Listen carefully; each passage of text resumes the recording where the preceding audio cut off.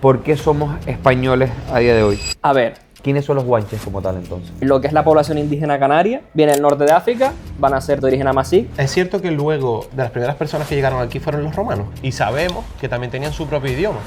Entiendo que con la llegada de los españoles y de muchas civilizaciones que han pasado por aquí y demás, ¿por qué no se mantuvo el idioma? ¿Por qué no se estudia el idioma? La conquista de Canarias armada va a ser eso, unos 94 años. Cuando llegan realmente se encuentran esa rebelión guanche tan dura como nos la cuentan. El idioma era el amazigh. Sí, o sea, va a ser como la misma raíz, pero sí es verdad que no se puede decir que sea el mismo. ¿Quién es el primero que conquista Canarias? Vale, buenísima pregunta. Para ti, ¿cuál es el descubrimiento arqueológico más heavy que han encontrado aquí en las islas a nivel espectacularidad? La momia se va a regalar a Carlos III como regalo, como souvenir, ¿sabes? El proto-souvenir. Claro, pero es que esa momia nunca fue española. Claro. Porque es anterior a la conquista.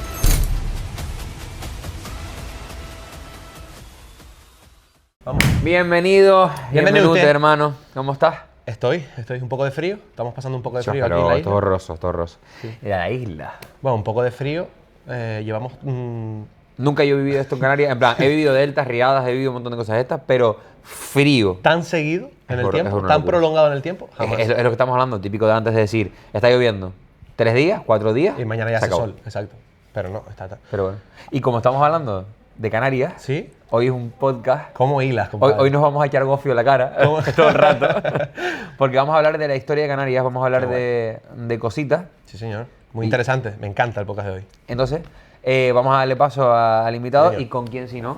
Y con el caballero Raúl. ¿Cómo Encantado, andamos? caballero. ¿Cómo estamos? Gracias por venir, tío. A ustedes por invitar. Oye, ¿quién eres? ¿Qué haces? Cuéntanos cositas, tío. Bueno, pues yo soy Raúl, de apellido, aunque suene meme, Guanche Rosa. O sea, mi apellido Guanche es verdad. Y me dedico, bueno, profesionalmente a llevar comunicación de empresas. Soy autónomo. Pero sí es verdad que juntando mi pasión por la historia y mi curro, y viendo un gran problema, sobre todo en el tema de Canarias, con la divulgación, el hecho de hacer llegar al público lo que hacen nuestros historiadores, nuestros etnógrafos y demás, nace el proyecto de Guanamensa, que básicamente es con un buen contenido audiovisual cuidado y tal, y una buena narrativa, pues acercar esas cositas interesantes. Entonces yo realmente pues soy divulgador y bueno, como no soy por así decirlo, del área de historia, siempre intento divulgar con fuentes bibliográficas, es decir, o sea, yo lo que hago es leer bastante e intento siempre que todo lo que digan los reels esté fundamentado por algún estudio previo. O sea, a mí eso de irte con la narrativa a conseguir el me gusta por encima de ¿sabes? Del rigor, eso a mí no Qué guapo, tío. ¿Y qué estudiaste tú? O sea, ¿esto es un hobby o lo trasladaste después de empezar a estudiar algo de esto? No, o sea, yo estudié comunicación audiovisual en Sevilla y luego hice un máster en guión narrativa y creación audiovisual también en Sevilla.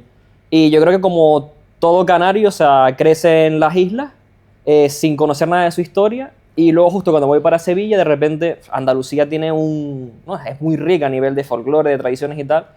Y yo veía a mis colegas que canciones populares se las sabían, siempre en el grupo de amigos que creo que éramos 6 o 7, habían 2 o 3 que se tocar la guitarra, ¿sabes? Tenían ahí como un pozo que dices, coño, esto es lo que es esa identidad compartida.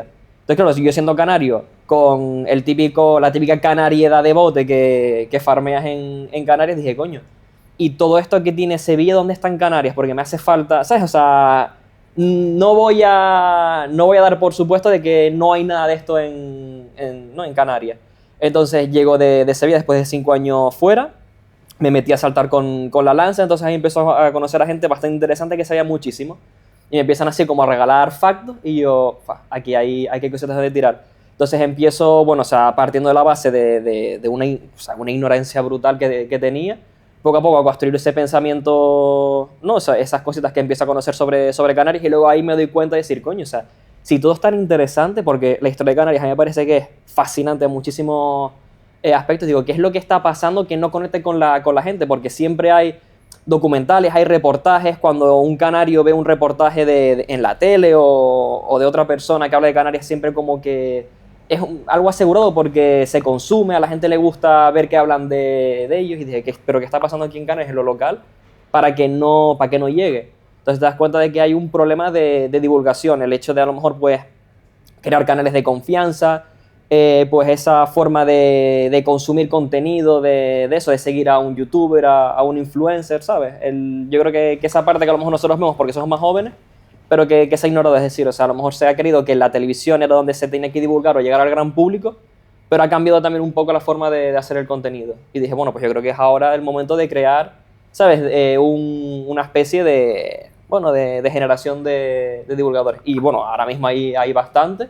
Yo creo que estamos como una especie de, ¿no?, de primavera de la divulgación. Yo creo que aún hay mucho por hacer, porque aún hay bastante desconocimiento, hay muchos mitos sobre la historia de Canarias, y joder, o sea, es también gente en sus casas combatiendo con un trabajo que lleva como muchos años haciéndose en Canarias, a lo negativo, ¿no? A la narrativa fácil, a creerte leyendas como verdades, y claro, o sea, al fin y al cabo también es una reflexión que me gusta hacer. Yo creo que la divulgación va a molestar, pero yo creo que cuando tú crees algo y yo te lo rebato con datos o tal, tú te vas a mosquear, ¿sabes? O sea, no te va a gustar que te diga que eso es incorrecto. Y yo creo que hay un poco también ¿no?, ese trabajo de romper esos estereotipos que tenemos y decir, coño, vamos a acercar la historia de Canarias de una forma, ¿sabes?, sin complejos, una forma natural. Vamos a disfrutar de esta historia que tenemos sin... Yo creo que somos muy inconscientes de la cantidad de historia que tenemos detrás. Joder. Y yo creo que cada generación, porque mi padre es verdad que es más mayor y tiene más conocimiento sobre, que no es que sea la realidad de lo que pasaba antiguamente, sino más conocimiento de las cosas que pasaban antes, que nosotros ahora. Totalmente. Y entiendo que mis hijos menos, y Menos, entiendo que exacto. será cada vez menos, y eso está mal, tío, porque tenemos unas cosas muy buenas y muy interesantes. El otro día nos pusimos a stalkear tu Instagram y a mirar tal, y decía, no tengo ni idea, hermano, de Canarias. De verdad, sí, a mí me pasó No también. tengo ni idea de Canarias. De loco. Lo del salto, lo de la lanza, del ese, ¿Sí? ¿sabes? Y aunque me tiene una piedra en mi tejado, yo no sabía que eso existía. Es que, o sea, ese es el ¿Tú problema. sabías lo que era eso? Yo sabía que existía o sea, en el cole, en el instituto y tal, estos días de Canarias y tal, que nos hablaban un poco de las cosas típicas, siempre estaba como el salto del pastor y todo este rollo, que no sé si será lo mismo. ¿Estamos hablando de lo mismo? Sí, salto del pastor es el de la... Ok, genial, estábamos hablando del mismo. De hecho, yo una vez, como anécdota, vi a un señor por un barranco bajando como si fuera corriendo con eso. Sí, no. Y me quedé flipando. O sea, iba por Anaga, por el sendero de Anaga típico hasta Punta del Hidalgo, y nosotros íbamos caminando reventados y iba un señor bajando como si fuera Spider-Man. O sea, literalmente, te lo juro. Pero Así distancias- tiraba lanzas, ¿no? Pero distancias muy locas. En plan, el tipo saltaba y claro, o sea, yo me quedé flipando. Además, fue la primera vez que lo vi en mi vida. Eso. Pues yo lo vi hace un tiempo y te vi a ti subiendo un vídeo de eso y dije, espera. Que se tiran por un barranco con una lanza. O sea, yo lo practico, si es verdad que yo soy más de bastones, o sea, yo tengo algo de vértigo. Pero yo he visto, bueno, hay un saltador que se llama Airam, que es muy buen saltador, o sea, estuvimos en las mismas hurrias, es muy buen saltador. Y te cuentan locuras, por ejemplo, creo que en el Escobonal había uno que le dicen el mono, que también lo conocí el que me enseñó a mí a saltar, que te saltaba 8 metros con una lanza de 4. O sea, tienes 4 de caída libre hasta que clavas la lanza y ya te desliza. O sea, son cosas como muy locas. Y yo creo que a nivel así de tradiciones, creo que fue la que me entró primero por los ojos porque era muy espectacular. Y por ejemplo, lo que decía Holly, el tema de que al fin y al cabo es una herramienta y si quieres luego podemos hablar de esto, de al fin y al cabo de cómo estamos desligados del territorio y cómo varias cosas van perdiendo el sentido a lo largo de los años a la hora de no estar ligados con lo que es agricultura, ganadería, territorio. Mi padrastro, que trabaja en Aqualia, muchas veces a lo mejor, claro, o sea, él trabaja en Wimar y claro, esas tuberías están puestas a lo mejor en riscos que tal, y mi padrastro también salta. Entonces a lo mejor dice, tengo que arreglar una tubería, pues cojo la lanza tal y bajo a la tubería más fácil con la lanza. Entonces claro, o sea, al fin y al cabo, quien trabaja Lo llevas al día a día, claro. Claro, o sea, es algo que tú dices, bueno, parece brutal. puedo ir por este sendero tal, pero al fin y al cabo nuestras islas, algunas, o sea, no todas, pero tienen un relieve súper abrupto. Entonces claro, cuando tú trabajas en ese relieve, coño, si tienes una herramienta que es que a lo mejor el sendero llano te va a tardar 20 minutos, pero que a lo mejor bajas en 5 minutos, lo tienes ahí abajo. O sea, es esa forma de comprender el territorio para aquellos que trabajan ahí y luego, bueno, o sea, el que me enseñó a mí a saltar, en Anaga se siguen haciendo pues las apañadas de cabra, ¿no? De que sueltan las cabras tal, y cuando van a apañarlas, también, o sea, van con las lanzas tal. De hecho, me contó una vez que fui a saltar con él, me hizo el cuento de que fue una apañada y claro, o sea, encontraron, creo que era un carnero, una cabra, que estaba herida o no se podía mover por sí sola, o se habían quedado como aprisionadas en una cueva tal, entonces estaban débiles, y él nota llegó con la lanza y lo que hizo fue atarse la cabra atrás y bajar esos riscos con la cabra atada atrás. ¿Sabes qué tú dices? Coño, es que son realidades de nuestro, o sea, de nuestro archipiélago, que es lo que decimos. Me parece de locos, ¿eh? Sí, sí. O sea, cuando hablamos del que lo que nos pasa a todos el día de Canarias, que es cuando de repente ¡fua! Vamos a hablar de Canarias durante un día, ¿sabes? Te empiezan ahí a meter todos los estereotipos por la boca. Es como, joder, o sea, claro, o sea, nosotros fardamos el de Canarias de no, porque los quesos canarios o porque los magos, no, los campesinos, sí, o sea, son cosas que siguen existiendo. O sea, ¿dónde sale el queso? De las cabras. Tenemos la suerte de que tenemos, pues todavía hay queserías que obtienen el queso con cabras que se transhumancia, cabras sueltas, tal. Entonces, claro, o sea, tenemos esa desligación, o sea, estamos desligados, que vamos al supermercado a conseguir ese queso, pero claro, o sea, ese queso viene de un contexto, en este caso, pues, relacionado con la cabra, donde sí que hay una pervivencia de todas estas costumbres. Entonces, ahí va un poco un ejemplo de cómo estamos desligados de todo esto. Y hablando cronológicamente, que creo que es lo más idóneo para poder empezar, ¿de dónde venimos? ¿Quiénes somos? Hay ¿A dónde preguntas, vamos? ¿no? Hay tantas preguntas que podemos empezar, pero yo creo que lo más lógico es hablar de cómo, a ver cómo lo podemos decir, de tal manera que sea lógico para entender. Es decir, ¿de dónde venimos nosotros de cara a quiénes somos? Exacto. Porque somos, al fin y al cabo somos una tierra volcánica, producto de erupciones y de un montón de movidas, que construyeron esto tan bonito que tenemos hoy en día. Exacto. Pues a ver, o sea, inequívocamente, ya aquí la gente ya se le puede ir el baifo con otras teorías, pero vamos. Lo que es la población indígena canaria viene del norte de África, van a ser de origen amazigh y se van a mover en torno al primer milenio antes de Cristo hasta el después. Ahí, en ese periodo es cuando empiezan a desplazarse. El por qué se desplazan hacia unas islas, porque yo creo que también lo que hace muchas veces la historia canaria es tan fantástica es todos los misterios que vamos a encontrar a lo largo de la historia.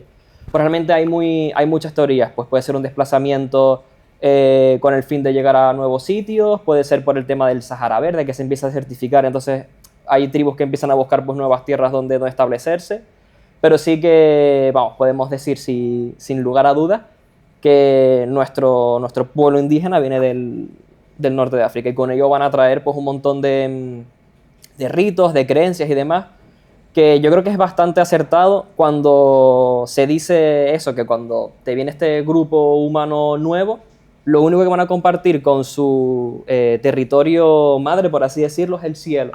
O sea, ellos van a mirar el cielo, misma latitud, y van a ver las mismas estrellas, la estrella Canopo, tal. Entonces, con esos ritos también estelares que han medio pervivido en la población indígena, se traza pues también ese paralelismo con la gente del norte de África, porque va a ser lo único que van a ver igual de su casa. Se habla también de que, entiendo que lo que tú estás hablando es de antes dijiste del 1000 antes de... O sea, es el siglo I antes de Cristo, siglo I después de Cristo. O sea, en ese cambio de era es cuando se empiezan a manejar las fechas, porque el tema del carbono 14 en Canarias es como bastante lioso, porque es un tema de higiene, tal, no sé qué. Entonces es verdad que, como todo en la historia de Canarias, estamos viviendo un momento donde hay que reinterpretar esos datos. Entonces, para ser exactos, vamos a hablar de ese cambio de era donde empieza ese primer poblamiento de Canarias. ¿Es cierto que luego de las primeras personas que llegaron aquí fueron los romanos? ¿Eso es cierto? A ver. Porque eso lo he leído, lo he escuchado. O sea, sí es verdad que, claro, aquí hay que hacer también un ejercicio previo. Sí es verdad que Plinio el Viejo, que en su historia natural va a hablar de unas islas que son las afortunadas, que están más allá de las columnas de Hércules, tal. Luego, con el tema de la presencia romana, va a haber una factoría de púrpura en el islote de Lobos, que también, si mal no recuerdo, creo que era por el siglo II después de Cristo, siglo III, o sea, va a haber una presencia romana. Pero claro, o sea, también hay presencia romana en la isla de Mogador, que está un poquito más arriba de Canarias, por la parte de los púnicos. Entonces, yo lo que veo en Canarias es que está o sea, tenemos ese mito del aislamiento. Sí, a lo mejor las islas estuvieron aisladas en un momento, pero yo creo que en ese momento, donde está toda esa expansión de lo que son los púnicos, fenicios, poblaciones ibras, yo creo que Canarias forma parte de alguna especie de ruta marina. O sea, al fin y al cabo, estamos hablando también en el caso de Lobos, que es bastante interesante, porque al fin y al cabo estamos hablando de un punto de Roma, que a lo mejor eran pueblos romanizados. O sea, no hay que pensar muchas veces en la historia como algo estático, Porque claro, o sea, cuando hablamos de Roma, yo creo que tenemos como muy implantado el tema del Imperio Romano. Pero y Roma, al fin y al cabo, pues tuvo sus etapas, ¿no? De mayor extensión, menor extensión. Entonces, hablar a lo mejor de romanos de la península itálica puede ser a lo mejor un poco locura en el hecho de que si lo ponemos en un mapa, ¿dónde está Italia? ¿Dónde está Canarias? Hablamos de presencia, hablamos de una fábrica para la púrpura, no hablamos de asentamientos estables. A lo mejor sí es verdad que en el Bebedero, en Buenavista, se habla de unos asentamientos temporales por el tema del atún rojo, pero también donde hay una mezcla entre púnicos, romanos, población indígena. O sea, tenemos un contexto que no es tan fácil como decir, o sea, esto no es una carrera, no es una película donde quien llega primero se queda y Roma lo tenemos idealizado en esta parte, ¿no? Sino hay que ver también la historia como algo muy complejo. Yo tengo un vacilón con un amigo historiador que es un meme que no lo hago porque sea difícil, lo hago porque pensé que iba a ser fácil, pero cuando me metí, ni modo, tal, o sea, te metes un meme que no tal. Y cuando tratas la historia tienes que también hacer ver esta parte complicada, ¿no? De que no es como una película donde hay unos personajes, hay buenos, malos, tal, ¿no? O sea, estamos todos mezclados. Hay poblaciones romanizadas, poblaciones que no están romanizadas. Lo dicho, o sea, tenemos aquí el caso de Lobos 1, que lo veo como muy potente, pero tampoco es que haya tenido mayor relevancia en la historia, vamos a decir, universal, porque estamos hablando realmente de un punto romano, o sea, el más alejano que hay, o sea, ampliaría como las fronteras del Imperio Romano o del mundo conocido, reventaría pues lo que se cree del Imperio Romano. También es verdad, de Roma. También es verdad que, por ejemplo, Plinio, cuando habla de las afortunadas, tampoco va a dar como una descripción como muy sustanciosa de lo que eran las islas. O sea, al fin y al cabo son todas interpretaciones que, claro, para entender la historia y para no liarnos, pues yo creo que es como mucho más fácil esas interpretaciones, pero a la hora de hablar eso, de quiénes fueron los primeros, tal, yo creo que o sea, hay que ir un poquito más comedidos.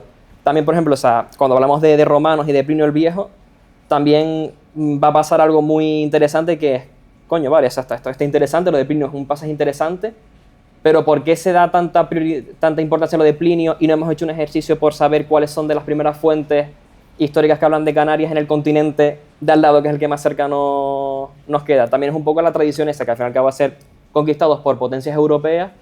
Tú vas a entrar al relato europeo, no vas a entrar al relato africano. Antes de llegar a eso, nosotros, a la persona que está aislada, como en este caso nosotros, yo en este caso, sobre este tema, lo que primero decimos desde pequeñitos y nos dicen es que nuestros antepasados son los guanches canarios, y como si flotaran de un pino y saliera un guanche, ¿no? Sí. Y naciéramos de eso. Y esa es nuestra percepción de lo que estamos. ¿Quiénes son los guanches como tal entonces? Los guanches van a ser bueno, los guanches, hay que entender los guanches como el nombre que se le da pues a todas las poblaciones de las islas. Luego sí es verdad que luego van a estar en La Palma los aguaras, en el Hierro los bimbaches, en La Gomera los gomeros. Pero el pueblo canario, el pueblo indígena canario, vamos a hablarlo así, o guanches, pues van a ser esas primeras poblaciones humanas que se asienten en Canarias con la idea de permanecer durante el tiempo, o sea, más allá de habitamientos puntuales o por motivos comerciales, se van a establecer y van a desarrollar aquí su vida. O sea, va a ser un pueblo animista, en el paisaje, en las lunas, en el sol, en las estrellas, van a ver lo que es a sus dioses. Y bueno, depende de la isla, pues van a desarrollar más la agricultura o la ganadería, depende de la orografía. Y bueno, poco más. O sea, grosso modo va. Son nuestros antepasados como nosotros los vemos, ¿no? En plan, como lo hemos visto en los libros, ¿no? Y en Como ves en Candelaria, ¿no? Exactamente, con un presa, con una manta de pelos por aquí debajo, sí. Y la bota vino. Sí, o sea, al fin y al cabo, bueno, la bota vino a lo mejor ya. Una bota de vino.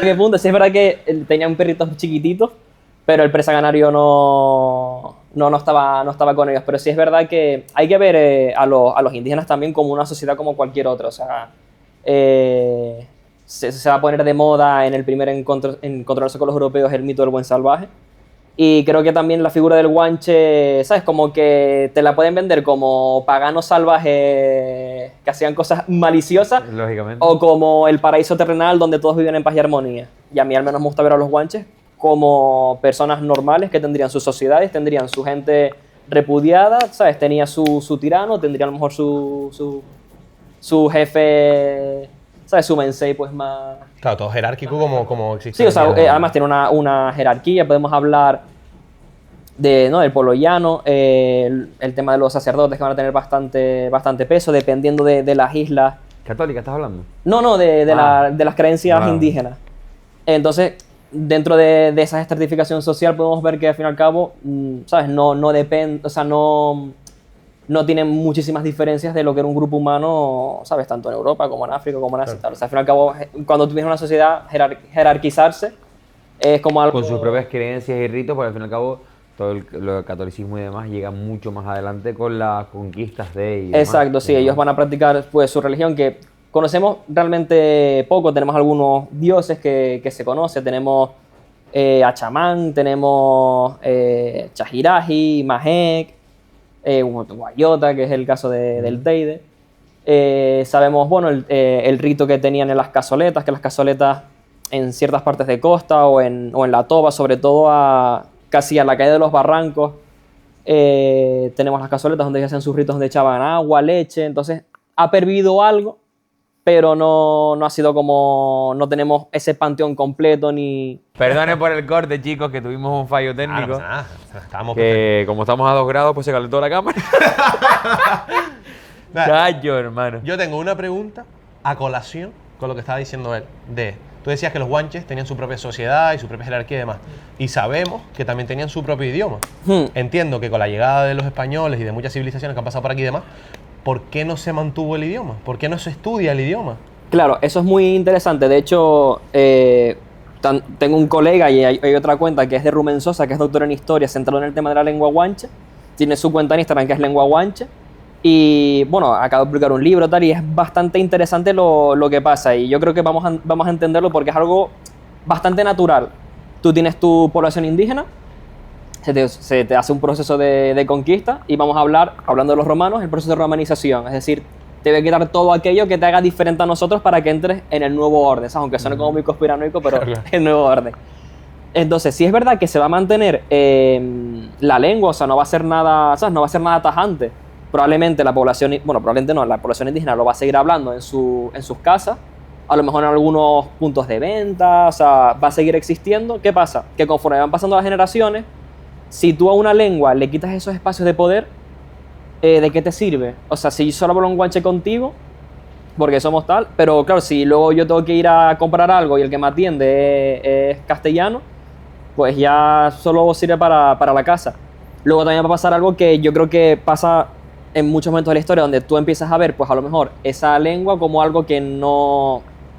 rápido y pronto, o sea, algo que no mola, o sea, algo que me asocia pues con gente ruda o con algo que yo no me representa. Entonces la dejo de hablar porque pierde importancia y porque empieza a tener estigma. Sí es verdad que, por ejemplo, o sea, a nivel de topónimos se han conservado un montón de topónimos guanches, Taco, Tegueste, Tacoronte. En el caso del Teide, pues tenemos Echeide.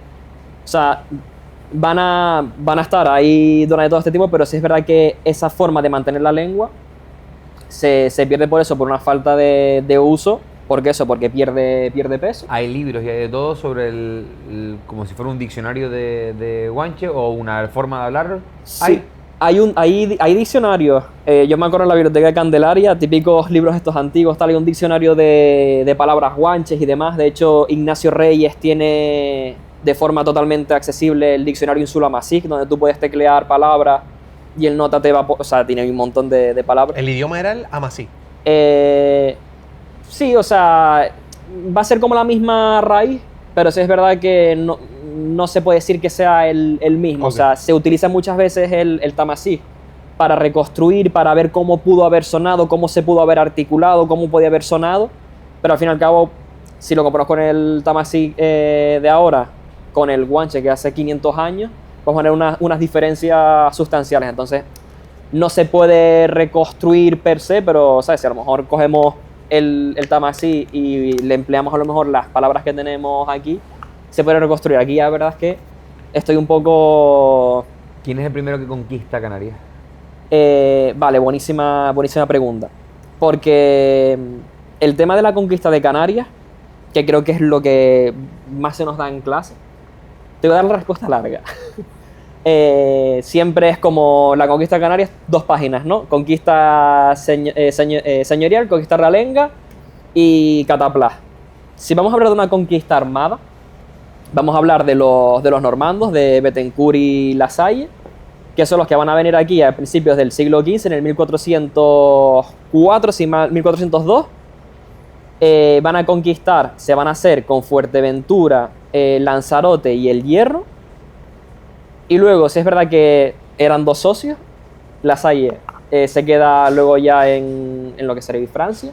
Y Bethencourt sí que va a seguir ahí, por así decirlo, pues metido en el tema que nos está trayendo colonos y demás. Claro, o sea, los primeros en sí van a ser normandos. Luego, Bethencourt va a dejar todo su poder de conquista, o sea, a otra persona, al conde de Niebla, si mal no recuerdo. Y el conde de Niebla lo va a vender a los Peraza. Entonces van a pasar un par de años buenos. Los Peraza son los que van a rendir La Gomera con pactos y demás, no va a ser nada militarizada. Y luego ya vendría por parte de... Bueno, los Peraza sería ya la conquista castellana. Y luego ya se va a meter pues la conquista de Realenga, que ya es la corona actuando en la conquista para conquistar Gran Canaria, Tenerife y La Palma. Es decir, los primeros van a ser los normandos, pero como al fin y al cabo esto eran empresas privadas que buscaban pues dinero y demás, se van a vender sus actas y la van a acabar los castellanos. O sea que el propio proceso armado y de por sí es un lío, pero o sea, la conquista hay que remontarlo. Porque si nos remontamos a esa fecha y te pones a mirar el mapa, somos estratégicamente el medio. Somos la Groenlandia de la parte baja, o sea, y la más asequible, porque al fin y al cabo... No lo digas muy alto. ¿Cómo? ¿Groenlandia qué? Si te fijas, si tenemos tierra antes de que caiga, porque estoy escuchando yo agüita, que lo que yo pienso es, al fin y al cabo, en aquella época, agricultura, ganadería, pesca son los principales factores de exportación y producción propia. Nosotros somos ricos en eso, pero ricos no, millonarios de eso. Estamos en un punto estratégico en la mitad de un continente y otro, porque no somos el Dubái de aquella época, ¿no? ¿Me entendí? Sí, ¿no? Me encantó lo del Dubái. No, de Dubái ahora mismo. Aquí hay que ser, lo dicho, o sea, la historia de Canarias me parece fascinante y una de las cosas que pasa cuando afrontamos la historia es que solemos partir del mundo conocido. Y Canarias realmente va a ser la primera posesión europea de ultramar. O sea, antes de llegar a América, llegaron a Canarias. Y yo creo que esto es importante porque también vamos a hablar de aquellos problemas que de repente se encontró esta gente, una tierra ignota, ¿sabes? ¿Cómo conquistó esto si no sé a quién pertenece? Y lo que estamos hablando del Dubái, a mí es que hay ciertas comparaciones que me parecen odiosas. Pero a ver, entiendo el flow. Canarias va a ser muy, muy importante en el siglo XVIII.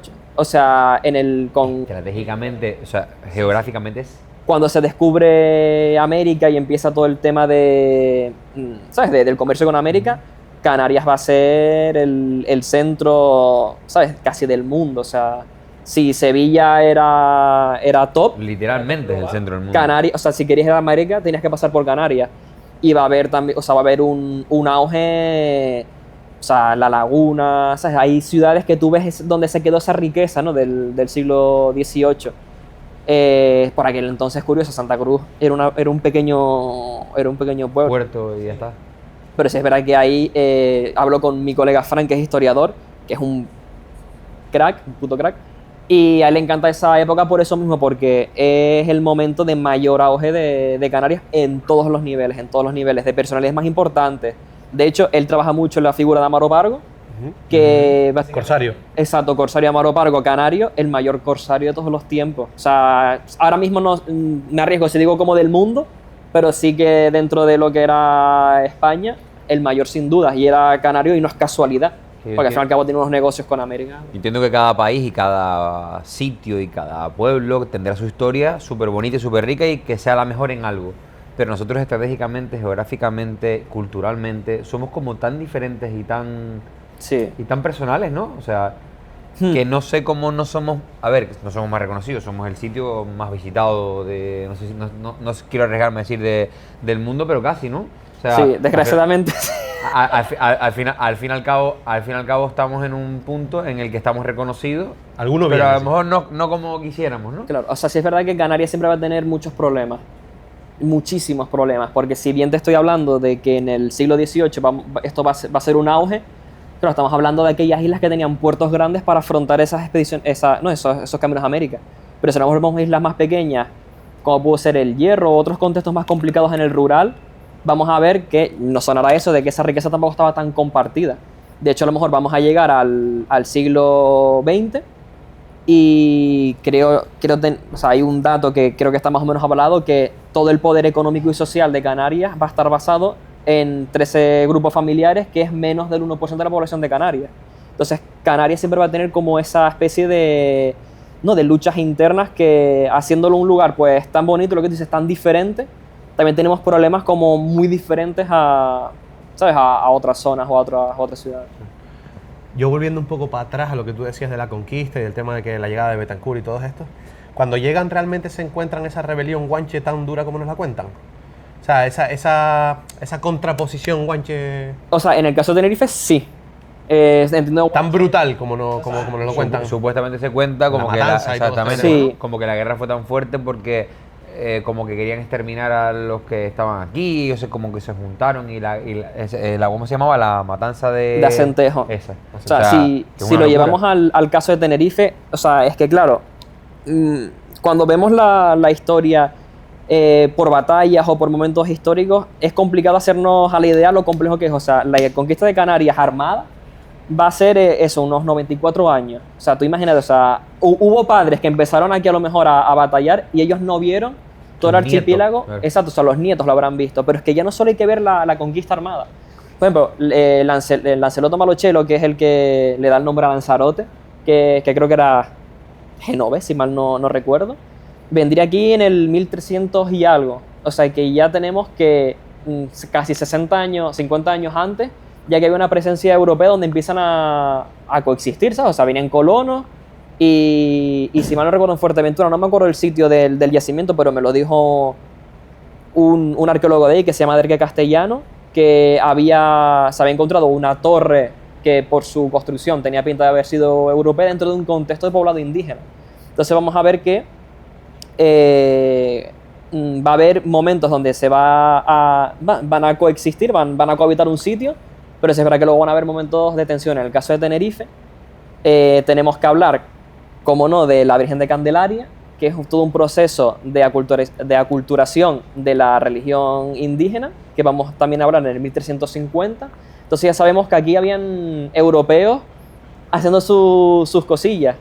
Y antes de entrar en todo lo que es las batallas de Tenerife, en el 1480, si mal no recuerdo, tenemos el tema de los pactos del Bufadero, donde va a venir un primer destacamento europeo a parlamentar con los guanches y les van a dejar que hagan una torre, que era la Torre de Añazo, y ahí va a venir unos puntos, ¿sabes? Van a cohabitar. Si es verdad que volvemos a lo mismo, se había pactado un par de cosas, los españoles incumplieron ese contrato, los guanches también lo llegaron a incumplir. Entonces se conoce de un caso donde unos españoles van a hacer, no sé si era quitarle los ganados o algo así, pero se los van a entregar a ellos para que hagan justicia y los guanches los van a devolver sanos y salvos. ¿Qué pasa? Que hubo un evento que pasó al contrario, que fueron los guanches que se sobrepasaron con los castellanos y van a colgar a todos estos guanches. Entonces aquí obviamente es como, o sea, yo te dejo habitar aquí. Te reviento, ¿no? Y literalmente reventaron la Torre de Añazo que se tuvieron que ir. Y luego sí es verdad que va a haber la otra llegada de castellanos con una conquista armada, donde vamos a tener la famosa matanza de Acentejo, donde va a ser una derrota total al ejército castellano. Y luego va a haber la segunda entrada a Tenerife, que ya tendremos la batalla de La Laguna, que ya, bueno, se puede decir que es cuando ya se conquista las islas de una forma oficial. ¿En el año? En el 1496, podemos hablar, 1496, 1495. Porque sí es verdad que aquí también hay que hacer como ejercicios, bueno, gimnasias mentales. Porque a mí al menos siempre me ha parecido como muy, muy curioso de que la batalla más gorda en la conquista de Tenerife sea la de La Laguna. Pero claro, luego te van a hablar de la victoria de Acentejo.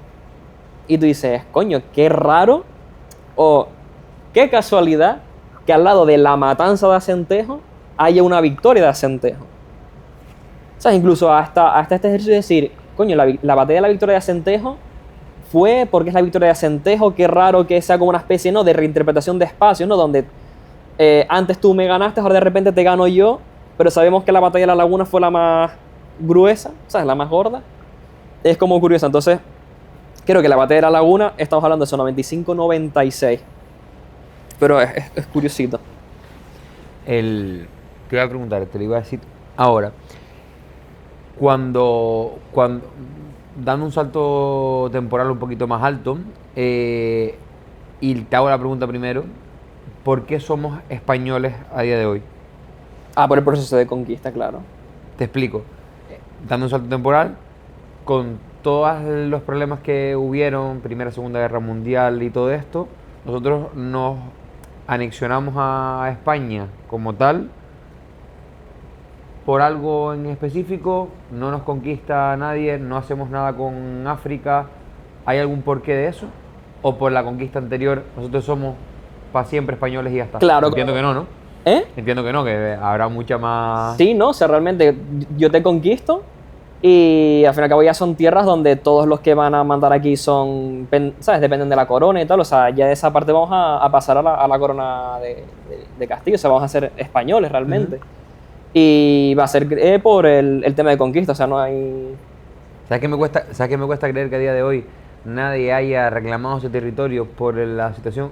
Estaba viendo un podcast el otro día y hablaban de la situación geográfica de Canarias, que es tan susceptible a que sea, como estamos viendo, que parece que estamos en el 1350. Sí, con el imperialismo que ahora tenemos.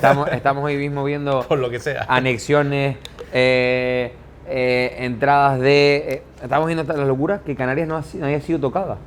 Hombre, claro, porque al fin y al cabo, o sea, cuando un país tiene...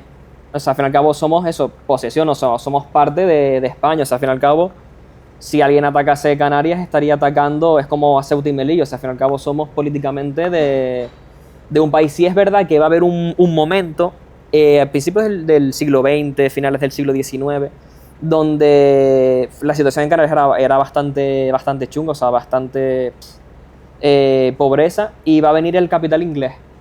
Y los ingleses van a ser los que inyecten el dinero, o sea... ¿Siglo XIX? Sí, siglo XIX, siglo XX. El capital inglés va a ser bastante importante. De hecho, en Londres está el Canary Wharf, el puerto canario, que era el puerto donde llegaban todas las exportaciones que hacemos desde aquí. El tema del vino canario en Londres va a tener mucho tirón. Shakespeare va a hablar del vino canario. Y hay una teoría de la conspiración, porque la vi en una nota a pie de página, que cuando pasa todo el tema del telégrafo en Canarias, se dice que había un almirante inglés dentro de uno de esos buques. Y se creyó que los ingleses quieren hacer como una base inglesa en La Graciosa. Y por eso se promueve el asentamiento permanente en La Graciosa, un poco para ocupar ese espacio. Pero realmente, o sea, que hayan planes. En la Segunda Guerra Mundial sí que es verdad que hubo planes para atacar Canarias, pero nunca llegaron a hacerse... En Canarias no lo he visto, sí que he visto que cuando la famosa reunión del pintor, para no decir el nombre, del pintor el pintor austriaco, con Franco, que hacen esa reunión y Franco como que le da la mano pero no se la da, como que le deniega y tal, y España queda en un segundo plano en la Segunda Guerra Mundial. Sí he visto hablar de España, pero de Canarias no. Sí, o sea, que va a ser una constante. De hecho, o sea, va a haber no me acuerdo cómo se llamaba ahora mismo el plan de los aliados de hacerse con Canarias, pero cuando nosotros vamos a lo mejor a Weimar aquí, que están los nidos de ametralladoras. Pues eso fue cuando se rearmaron las costas canarias para evitar una posible invasión. O sea, esos nidos de ametralladoras... ¿Tú piensas geográficamente? La URSS, lógicamente, entraba por arriba. Reino Unido también. Estados Unidos venía desde el otro continente. ¿Por dónde se quedaban para poder pasar? ¿Por Canarias? ¿O por España? No podías hacer otra cosa a la hora de las guerras. Si querías hacer un asentamiento, hoy día también. ¿Qué está pasando ahora mismo en la península con los V12, los V... Con Rota y... Con Rota y toda esa gente que necesita una base militar aquí que ahora está en Europa, la parte alta de Europa. Sí, o sea, las columnas de Hércules, rollo, tú ahí... Claro, ahí marcas todo, porque esta es la entrada de, la salida de, el petróleo, los pasos. Claro. No sé cómo a día de hoy, con todo lo que se capitaliza todo, el paso de Gibraltar no es un canal de Panamá. Bueno, ahí tienes el paso de Gibraltar, tienes la parte inglesa, ¿sabes? Que aprovecharon ahí para hacerse Pues con digo, su... pero es tan susceptible a que Canarias sea un punto estratégico de todo, que no sé, ellos desde el principio es como... Se hará. Habría que ver el por qué no, ¿sabes? No se ha hecho, no, o sea, se ha pensado, pero sí es verdad que nunca ha habido ese intento. Bueno, sí es verdad que en la guerra anglo-hispana, pues va a venir aquí Nelson, el tema de la gesta, o sea, también es verdad que Canarias ante el invasor, tanto en la conquista guanche como luego en las batallas contra los ingleses, el pueblo canario va a tener un coraje que flipas, o sea, la gesta al fin y al cabo. O sea, literalmente era el mejor almirante que tiene en Londres su plaza. O sea, Nelson ahí es súper venerado y viene aquí con militares experimentados y son las milicias locales las que dicen... Se la llevó puesta. No, mi hermano. No. Se la llevó puesta. Y no está el cañón tigre que le va a reventar el brazo. Entonces incluso Todos hemos hecho esa excursión, ¿verdad? Todo, chicos, cañón tigre, tal, a casa. Tigre, llega hasta aquí, sale desde allá, tal. Y luego, y en La Palma también van a haber ataques de corsarios y tal. Blake, sí, creo que era Blake, también va a atacar en el 1600, tampoco va a conseguir desembarcar. O sea, incluso aunque se hayan hecho empresas para conquistar Canarias, en el caso de la guerra anglo-inglesa, y sobre todo los ingleses han tenido siempre bastante... intereses en esto, o sea, nunca han conseguido formalizar una rendición. Y de hecho, o sea, así como datos super mega ultra humor, porque la historia también a veces te dan como estos gags. Cuando ataca Blake, es todo un desastre porque se ancla aquí la flota de las Indias, la revientan todas porque pusieron los barcos como les dio la gana, entonces los barcos el viento se los llevó, no podían utilizar la artillería de los barcos. Los ingleses dispararon como les dio las ganas. Pues fíjate tú cómo fue la defensa de Santa Cruz de paupérrima, que se recoge de que muchos milicianos lo que cogían eran 2 caídos de playa y hacían chispas para parecer que disparaban y se marca que no tenemos pólvora y estaban ya vacíos y al final no se fue. Somos nosotros. ¿Sí? Dijo uno, ya sé. Ya sé, chicos, atentos. Lo tengo. Entonces, por ejemplo, o sea, esa derrota es una de las cabezas de leones que forma parte del escudo de Santa Cruz y se considera una victoria porque no desembarcaron. Eso sí, o sea, hubiesen desembarcado y hubiesen hecho un Cristo. Pero lo que decís, o sea, siempre ha habido como esa parte de resistencia, de... Pero y es de admirar porque al fin y al cabo piensa que es lógico que seamos susceptibles a conquistarnos en cualquier momento. Claro. A día de hoy también, ¿eh? Sí, bueno, o sea, ahora es que el tablero geográfico a día de hoy está como un poquitito loco, ¿no? Está un poquitito loco Bastante. y se está buscando qué está pasando en Groenlandia. Se está buscando que los sitios estratégicamente puntales, como somos nosotros, por desgracia o por virtud en todo lo bonito, pero por desgracia en todo lo no bonito, en sus cosas internas de querer conquistar, somos susceptibles de que seamos conquistados perfectamente. O sea, sí es verdad que al fin y al cabo, yo creo que cuando hablamos de que al fin y al cabo Canarias pertenece políticamente a España, ahí estás dentro de una unión que es la Unión Europea, entonces te da cierta, ¿sabes? Tienes cierta hegemonía, tienes cierto salvoconducto. Pero es que al fin y al cabo, ¿qué pasa cuando están los imperios? Que se producen estas conquistas brutales, o sea, necesita un causus belli para reventarte, porque Canarias se conquista cuando empieza, ¿no? el principio del imperialismo, y ahora estamos viendo otra vez que es como un regreso a ese tema de potencias, de que quieren conquistar, de que te quiero desestabilizar, y al fin y al cabo son ambientes que, joder, o sea, uno ya de por sí la vida local, ¿sabes? Tu vida como ciudadano ya es complicada tirando con tal, luego si encima ves que hay problemas que incluso se te escapan de, ¿sabes? De tus propias manos, tal, ¿sabes? Como, madre mía, o sea, son periodos que a mi parecer me parecen como muy, muy tristes, ¿sabes? Muy de bajona. Yo te quería hacer una pregunta y saltando un poco de tema al tema arqueológico, porque aquí se han encontrado un montón de yacimientos, ¿no? Y todavía se siguen encontrando, supongo. Sí, joder. Un montón, y somos muy ricos en ese tema. Para ti, ¿cuál es el descubrimiento arqueológico más heavy que ha pasado aquí, que han encontrado aquí en las islas a nivel espectacularidad? Porque yo tengo uno en la cabeza, que es la momia esta famosa la de Erques. Me mató.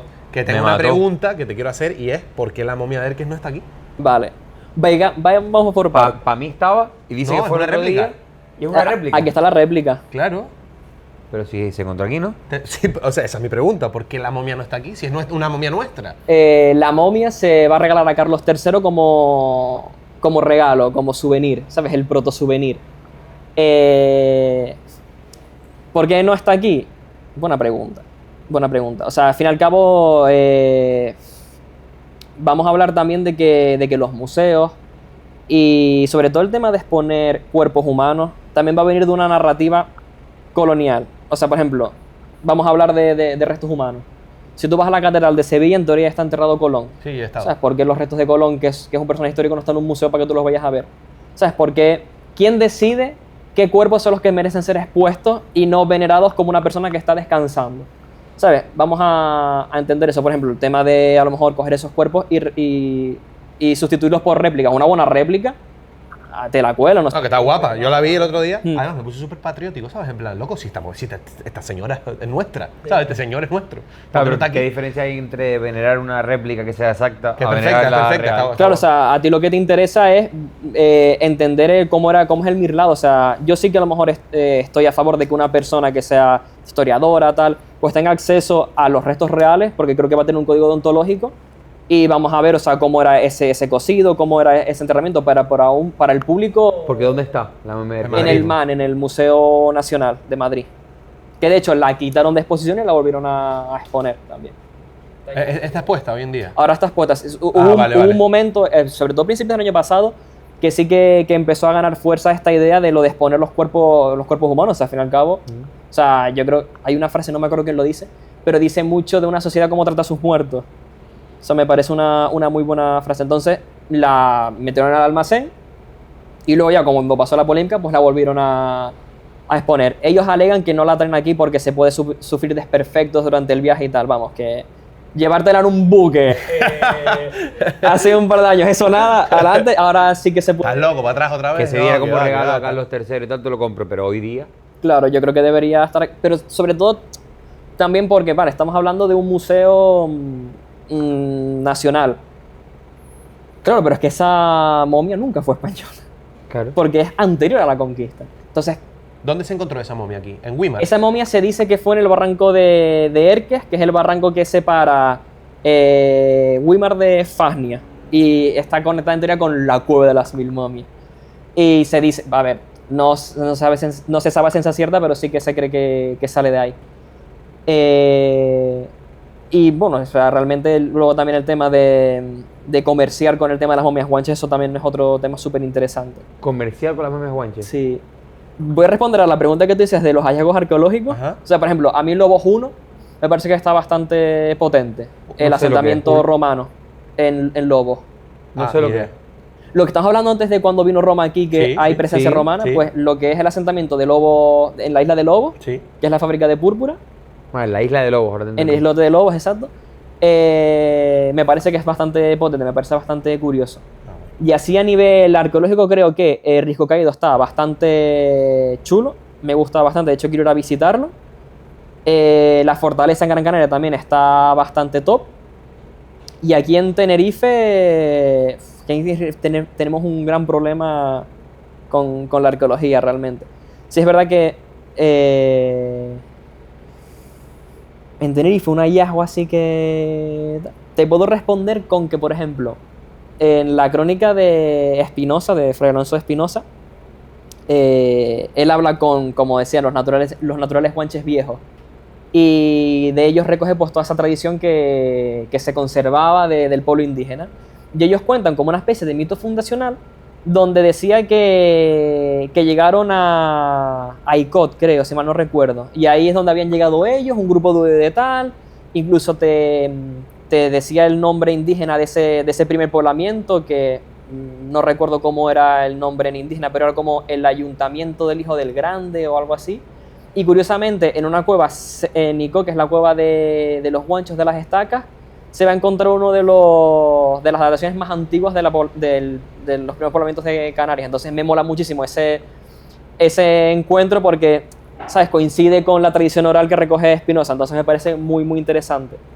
Y otras cosas que me parecen también muy interesantes, sobre todo para alimentar el tema del misterio que tiene la historia de Canarias, es que siempre se va, o sea, aquí no habían metales, pero es curioso cómo en los siglos 5, 6, 3 después de Cristo se van a encontrar esqueletos enterrados en contextos indígenas con heridas proporcionadas por armas de metal. Entonces eso también está bastante molón. Claro que sí. Y luego, por conectarlo con otra cosa y también hacer un poco la reflexión para hablar siempre con rigor y con criterio, por ejemplo, cuando hablamos del tema de la momia en Madrid, y hablando de eso de los museos que son relaciones de poder, aquí en el MUNA, por ejemplo, tenemos el tablón de Guarasoca, que viene del hierro. Y es un tablón mortuorio, aunque Tejera Gaspar dice que puede ser una estela, pero es un tablón mortuorio, o estela, que tiene letras lírico-bereberes. Claro, porque ese tablón no está tampoco en el hierro y está aquí. ¿Sabes? Un poco podemos ver ahí cómo juegan los museos en el hecho de... Me parece mal, tío. A mí me dio un coraje cuando vi que aquello era de mentira. En plan, no mala, sino, coño, ¿qué más da? Que es como dices tú, que se llevara X sitio porque en aquella época sea un regalo, sea un tal, sea como... Que es como regalo es curioso también. Sí, o sea, imagínate. Al fin y al cabo como ahora te llevas un imán, antes te llevas una momia, ¿sabes? Es como un hito de la historia y tal, que tú lo muestres en otro sitio y me parece de locos, pero que vuelva para casa, ¿no? Yo creo que sí, o sea, si ustedes quieren una réplica, nosotros tenemos una réplica. O sea, hacemos como Indiana Jones, cambiamos el ídolo por la tierra. Yo te tengo una pregunta, tío, que creo que es una de las cosas que más me gusta de nuestra tierra. Y es la similitud a cosas totalmente inhóspitas que tenemos. Es decir, somos españoles, no tenemos casi nada que ver con una tierra que la tenemos aquí al lado y nos parecemos un montón, entiendo que es por la inmigración que tuvimos y tal, a toda la gente del otro continente, del otro lado. O sea, somos como una cosa de cada continente. O sea, hay una frase que sí es verdad que a mí me da un poco de dentera, pero que tiene razón, que geográficamente somos africanos, políticamente europeos y culturalmente americanos. Y es lo que hablamos, o sea, al fin y al cabo, y lo decía, o sea, es que Canarias está en el ojo del mundo. O sea, cuando aparece el logo de Universal en las películas, o sea, Canarias está encima de la U encima de Universal.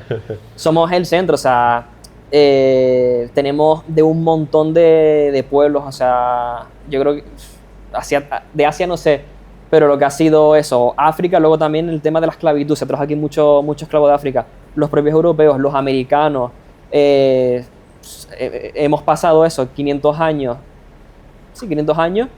de un puro ir y venir, o sea, somos una mezcla de todo. Y yo creo que por eso también somos tan ricos, ¿sabes? Tú puedes ver un canario rubio con los ojos azules, puedes ver un canario pelirrojo, me puedes ver a mí que parezco marroquí, o me puedes ver a ti. Totalmente.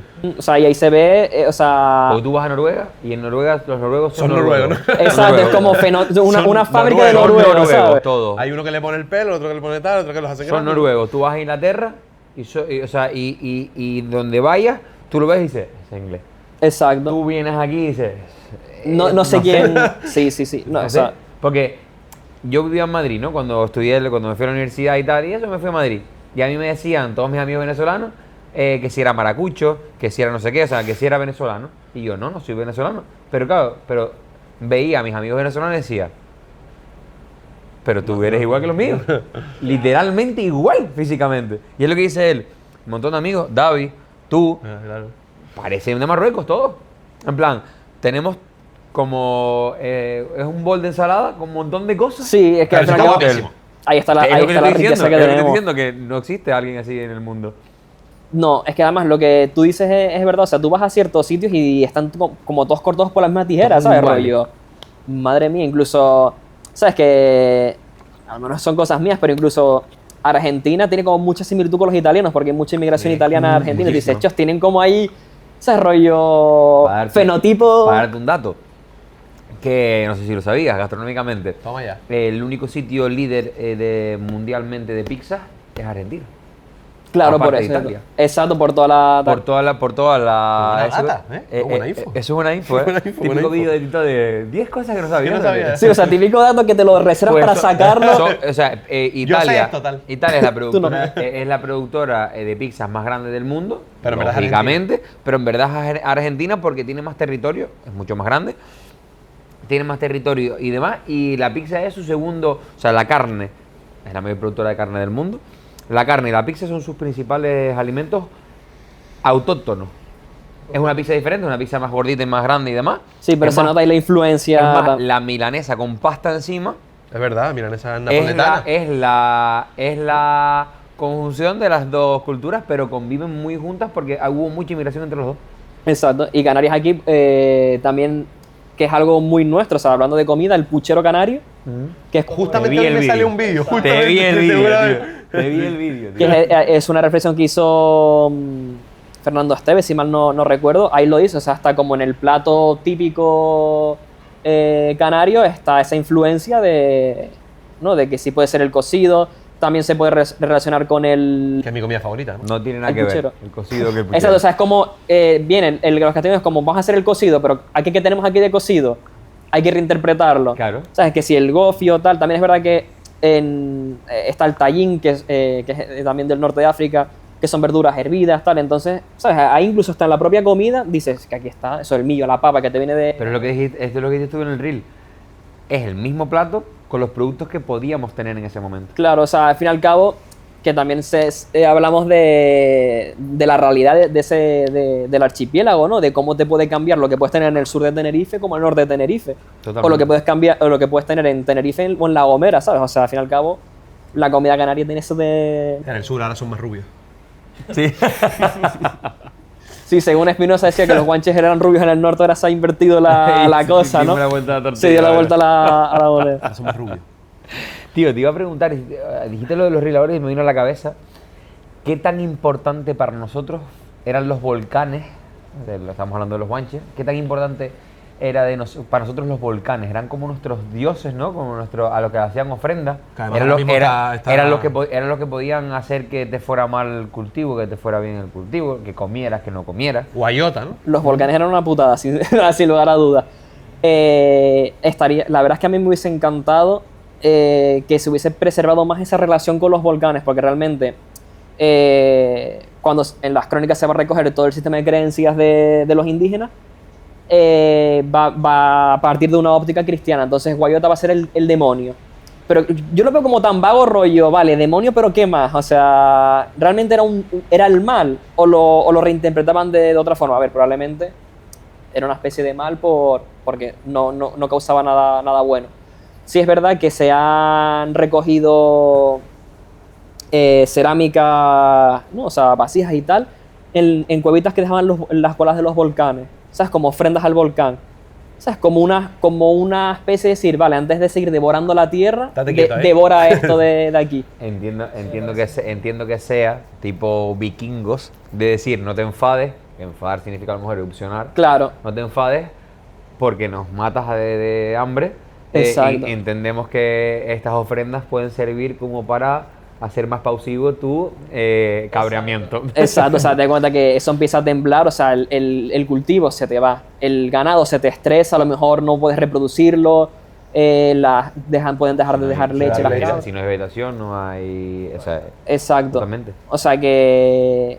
Bueno, y de hecho en La Palma también se va a recoger otra figura diabólica que es Iruene, que también va a estar relacionada con el tema, si mal no recuerdo, con el tema de los volcanes. Entonces tenemos como estas dos entidades relacionadas. Iruene. Iruene. De ahí viene Yurena, por ejemplo. De ahí viene el nombre de Yurena, de Iruene.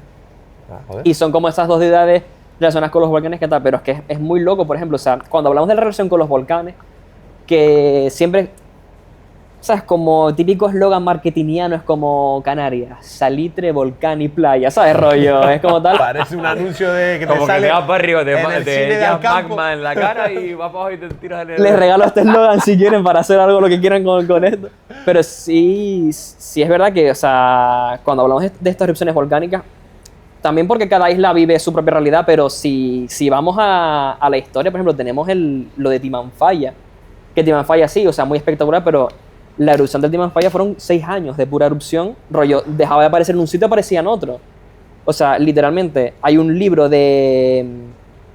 creo que es León de apellido, es que yo lo llamo Pepe el Uruguayo, entonces no me sé cuál es su nombre real. colega de él. Pero el libro es La cultura del volcán y el nota recoge todo lo que cambió de Lanzarote con la explosión del Timanfaya. ¿Sabes? Porque al fin y al cabo son 6 años de erupción. Se recoge que la gente por la noche se iba a bailar delante del volcán, se le prohibió a la gente que saliese de la isla porque si no se iba a quedar deshabitada. O sea, eso tuvo que haber sido unos 6 años. O sea, es que estábamos hablando ayer, tío, que necesitamos hablar con un vulcanólogo o con alguien que sepa bastante de esto por lo que está pasando. Nos hemos enterado todos, ¿no? De lo que, Sí, de lo sí, que sí, pasó. La semana pasada fue... Que está juguetón. Sí, Que está, está se está jugando haciendo la cosa. notar. Está Que hay juguetón. enjambres sísmicos en el Teide, que A ver, hay... ya confirmaron que no iba a pasar nada a medio largo plazo. Pero supuestamente tiene que haber un plan de acción en los próximos 4 años. Que eso, A es lo mí que- es que- eso es como... No pasa nada, pero te voy a pegar un cachetón por si acaso. ¿Sabes? Es como... No. Que ese es el rollo, o sea, al fin y al cabo, si a mí me dan por decir, yo diría que al fin y al cabo, como aquí tenemos el turismo súper endiosado, yo creo que vimos de espaldas a una realidad peligrosa como es la del volcán. O sea, y por ejemplo, o sea, en La Restinga, cuando fue lo del volcán ¿sabes? Del Hierro, al fin y al cabo era submarino y no fue a mayores. Luego tenemos la del Teneguía y luego creo que en La Palma también está el de San Juan, que se llevan como 30 años del uno del otro. Uno fue en el 40, otro en el 70. Y luego tenemos el de Cumbre Vieja, que gracias a Dios... Fue hace 4 años ya, ¿no? 5. Cuatro, Fue en 19, fue en cuatro, 19, ¿no? ¿Fue en el 19? No, no. Chos, ahora sí que me cogen. Oye, Siri. ¿Cuándo fue Llama al la chef. erupción del local de La Palma? Vale, esto es lo que he encontrado en internet sobre cuándo fue la función del local de La ¿En Palma. función no? Que claro, con el COVID a mí se me juntan Sí, sí. ¿Verdad? Ahí, El ahí se me 20. perdieron un par de años que no existieron. ¿Cuándo fue la erupción del volcán de La Palma? 19 de septiembre. 2021, un año después del COVID. Es que además Y ya, paró el 13 de diciembre. yo me sonaba, además yo venía de Sevilla, que estaba estudiando máster, y recuerdo que cuando llegué, quité el modo avión, primer titular, el Cumbre Vieja entró en erupción, y fue como agüita. O sea, entonces tenemos una realidad ahí Quiero ver que... la imagen, tío, que perdona que te corte, el vídeo que graba una chica que entonces dice, no, porque eso va a erupcionar, y hace de repente, ¡boom! Y se escucha el... Qué liada fue esa. ¡Qué locura, man! Es curioso porque, o sea, es parte de nuestra realidad y de, ¿sabes? Y de nuestra propia identidad como archipiélago. Pero a ti te dicen, Oli, ¿qué tienes que hacer si estalla un volcán? Las patas me llegan al culo. Correr, Si no supongo. en mi casa, y si en mi casa le va a pasar algo, y buscar un sitio, no sé. Claro, o sea, ¿y qué sitio tienes que buscar? ¿Qué haces? Claro. ¿Qué es lo que tienes que coger de tu casa? ¿Qué hacemos? O sea, es como... Porque si erupciona, es lo que dices tú, porque si erupciona un Cumbre Vieja, revienta mucho, pero creo que no va a ser lo mismo que si erupciona un Teide. O sea, si es verdad que yo creo que antes de que reviente el Teide, Empieza a abrirse la tierra por todos lados. exacto, empieza a abrirse antes por otros lados, porque siempre eso va a buscar como el lado más frágil, por así decirlo. Yo creo que erupción de pico Teide per se, creo que no hay registrada ninguna. No, del pico Teide de erupción no he encontrado. La más cercana fue la en el 1904, creo que fue, lo vi antes, o 1907. Sí, que fue el chinguero, el creo. Chillero, ese es. Entonces, claro, pero... Es que te revientan... ¿Sabes? Que te Sí. puede reventar en medio de un... ¿Se puede extinguir Tenerife como tal con la erupción del Teide? ¿Cómo se puede? ¿Se puede extinguir Yo, Tenerife yo- como tal? extinguir. yo creo que. Tío, No sé. O sea, es un volcán muy tocho. Es un volcán muy grande. ¿Cuánto tiempo puede estar erupcionando ese volcán? A saber, o sea... Yo recuerdo cuando era un Años. yo cuando era pibito, tenía a lo mejor 15, 16 años y me acuerdo de un ordenador que teníamos en casa súper antiguo Y mi hermano me decía, había un vídeo que decía que si explotaba el Teneguía, se caía un cacho de Isla de la Palma, Yo, hacía una ola que llegaba hasta los Estados Unidos. ¿Tú te acuerdas Claro, de ese video? Sí. el tsunami en Miami, Sí. que supuestamente ¿Te acuerdas de llenaba ese de video? agua todo Miami. ¿Tú Y también yo lo has visto, tenía a no? lo mejor 15 años y no dormía esa noche, ¿sabes? En plan, como explota el Teneguía ahora, loco. Sí, que era por lo de si la caldera se iba a partir por ¿Te la acuerdas de ese? mitad. Además, Que una caía, simulación de que caía caía tal, la y eso isla. así una onda que en el mar. Estados Unidos siendo Estados Unidos, ¿sabes? Estados Rollo Unidos, buscando tal. problemas donde Sí, no... sí, sí. Pero tío, el Teide está conectado por debajo con volcanes súper tochos también. En plan, yo lo vi hace un poquito un documental de eso. Y es una liada. En plan, está entre creo que los 3 volcanes más peligrosos del mundo o algo así. Es una locura. O sea, el Teide está ahí. Y ya no hablamos del Teide, sino que empieza a abrirse por todos lados y tal. Esto es una locura. El primero que se llama Malas es mi hermano que vive en la Orotava. Es el primero. Esperaremos su mensaje. tal. Y tu primo, ¿verdad, claro? Pero no, la isla se irá tal. Y es curioso lo que dice Raúl también, porque ¿qué hacemos? ¿Qué hace? Si está el Teide, ¿qué hace? Porque yo no tengo un barco para salir para allá, ni tengo un jet, de momento.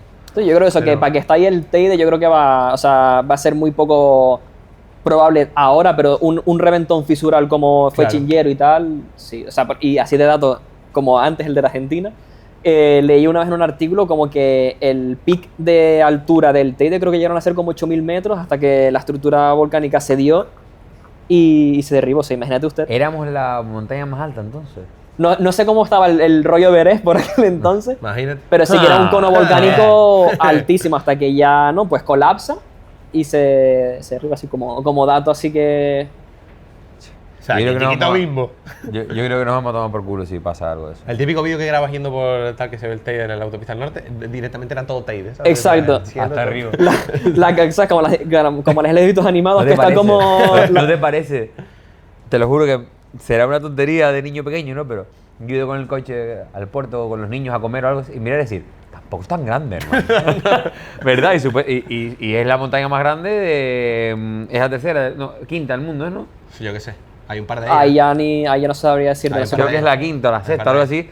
Pero en plan, en la India, en no sé qué, en plan, hay montones súper tochos, pero digo, tampoco es tan grande y es lo más grande que tenemos en España. O sea, Claro, claro. Así que no. es un bicharraco, pero ¿no te pasa que vas en el coche y dices tú? Claro, porque lo ves todos los días y también dice que yo no soy tan grande, mido 2 metros. O sea, tú date cuenta que lo que tú ves es como el pico, pero claro, como eso se mide sobre el nivel del mar, ¿sabes? O sea, Es una locura, tendrías guau. que verlo desde la orilla para ver el... 3.718, ¿no? Son 3.715 o algo así ahora. Se está bajando, sí, porque la gente se empieza a llevar las rocas y la erosión y tal. No, pero supuestamente, pero yo es 3.718. No, ahora es menos, fuera coña. 3.715 creo que es ahora. ¿Por qué?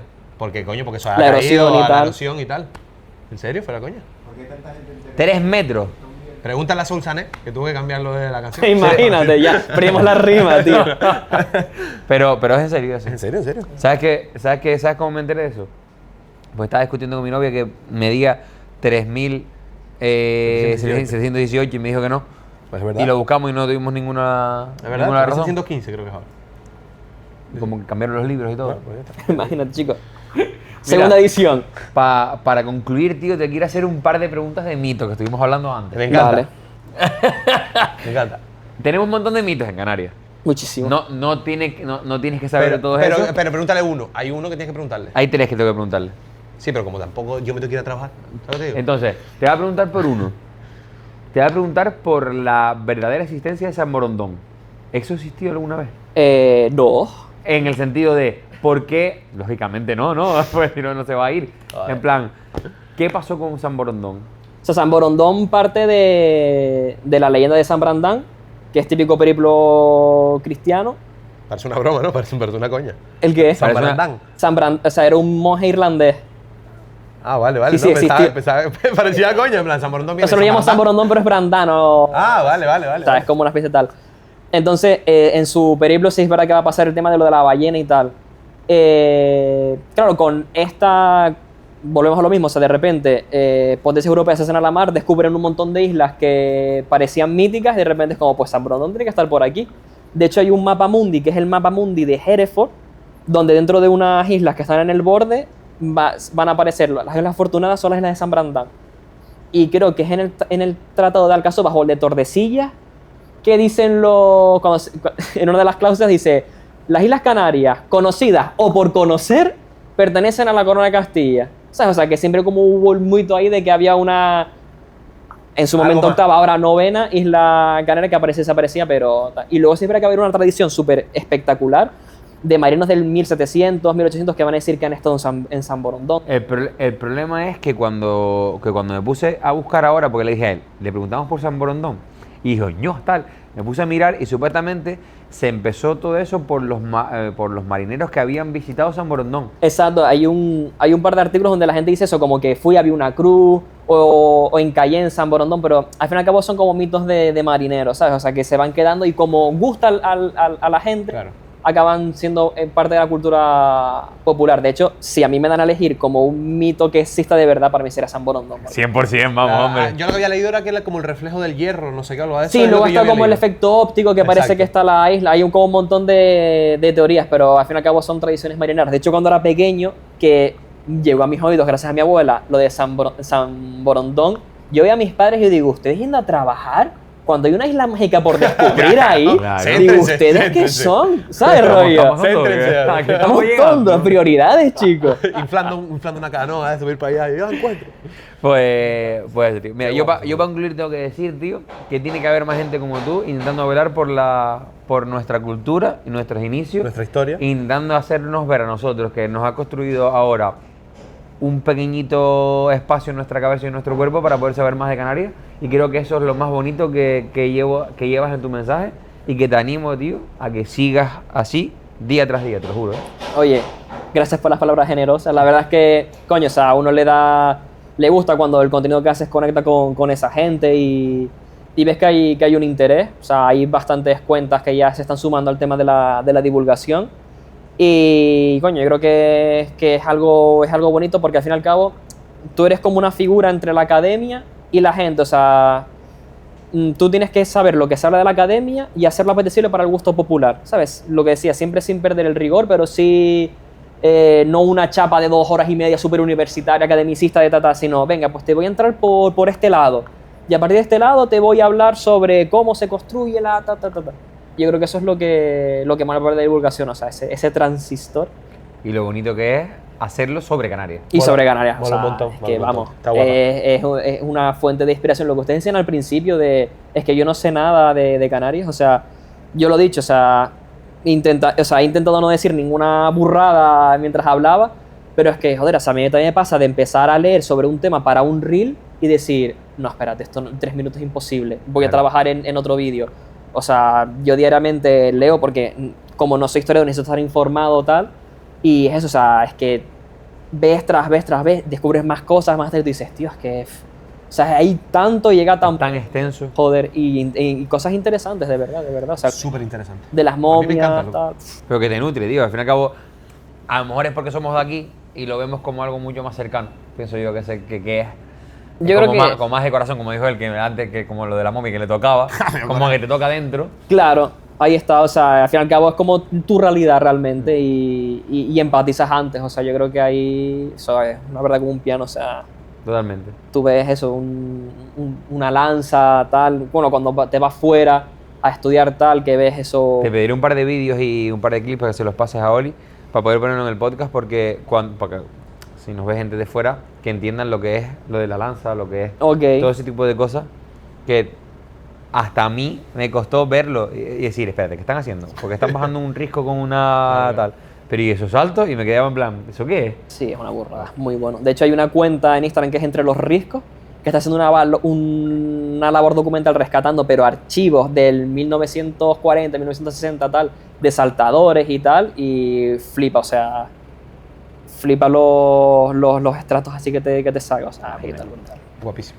Así que nada, tío, muchísimas gracias. Oye, de verdad, ¿ustedes? por todo, muchísimas gracias por esta horita Caballero.